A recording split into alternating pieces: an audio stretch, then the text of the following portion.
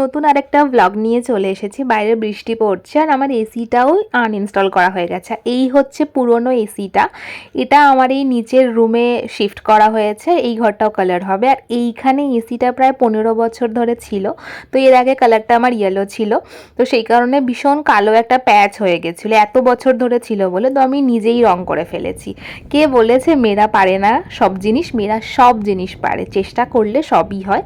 তো আমি এটা নিজে কালার করেছি এইটুকুনি জায়গা। তো 3বার করেছি, এটা ফার্স্ট কোট, তাই জন্য ইয়েলোটা দেখা যাচ্ছে। আর এই যে ফাইনালি 3বার করার পরেই শুকিয়ে যাওয়ার পরে একদম ইয়েলো যেই প্যাচটা ছিল কালো কালো সেটা ঢেকে গেছে। আর এইটা হচ্ছে নতুন এসিটা, যেটা আমার ওপরের ঘরে লাগানো হবে। আর এই ঘরটাও কালার হবে, এখানে প্লাইয়ের কাজ হচ্ছে। আর এই হচ্ছে আমার পুরনো এসি। তো যাই হোক, নতুন এসি লাগানো হয়ে গেছে, ঘরের সমস্ত জিনিসপত্র ফাঁকা করা হয়ে গেছে, কারণ ঘরটা আমার এবার কালার হবে।